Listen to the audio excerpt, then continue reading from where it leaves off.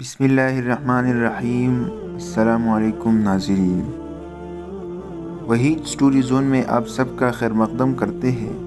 معزز ناظرین، آج کی کہانی ہے جنت کی سیر۔ لیکن کہانی شروع کرنے سے پہلے اگر ابھی تک آپ لوگوں نے ہمارے اس چینل کو سبسکرائب نہیں کیا ہے تو پلیز ہمارے اس چینل کو سبسکرائب کریں اور بیل آئیکن پر کلک کریں تاکہ ہماری ہر نئی آنے والی ویڈیو سے آپ باخبر رہیں۔ دوستو، حضرت ادریس علیہ السلام نے ایک دن ملک الموت سے، جو ان کے دوست تھے، کہا کہ میں موت کا مزہ چکھنا چاہتا ہوں کہ کیسا ہوتا ہے۔ ملک الموت نے آپ کی یہ خواہش پوری فرما دی اور روح قبض کر کے واپس لوٹا دی۔ پھر آپ نے فرمایا کہ اچھا، اب مجھے ذرا جہنم دکھا دو تاکہ خوف الہی زیادہ ہو۔ آپ کی ارشاد کے مطابق آپ کو جہنم کے دروازے پر لے جایا گیا۔ آپ نے مالک نامی فرشتہ، جو جہنم کا داروغہ ہے، فرمایا کہ دروازہ کھولو، میں اس سے گزرنا چاہتا ہوں۔ چنانچہ اس نے بھی آپ کے حکم کی تعمیل کی اور آپ اس پر سے گزر گئے۔ پھر آپ نے فرشتے سے کہا کہ اب مجھے جنت کے سیر کراؤ۔ وہ آپ کو جنت کے دروازے پر لے گئے۔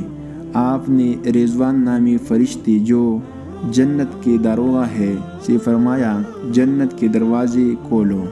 جنت کے دروازے آپ کے لیے کھول دی گئے۔ آپ جنت میں تشریف لے گئے اور جنت کی سیر کرتے رہے۔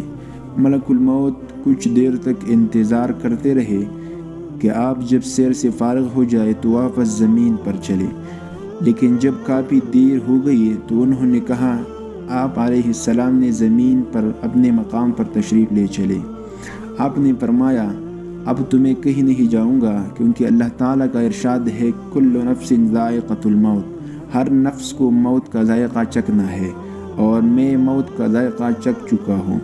پھر اللہ تعالیٰ نے جنت میں داخل ہونے کی دوسری شرط یہ لگائی ہے وَإِن مِّنكُمْ إِلَّا وَارِدُهَا، کہ ہر شخص کو جہنم پر سے گزرنا ہوگا، اور میں جہنم پر سے گزر چکا ہوں۔ اب میں جنت میں داخل ہو چکا ہوں، جس کے لیے اللہ تعالیٰ کا ارشاد ہے وَمَا هُم مِّنْهَا بِمُخْرَجِينَ، جنت والوں کو جنت سے نہیں نکالا جائے گا، لہٰذا اللہ تعالیٰ کے حکم کے مطابق مجھے یہاں سے نہیں نکالا جا سکتا۔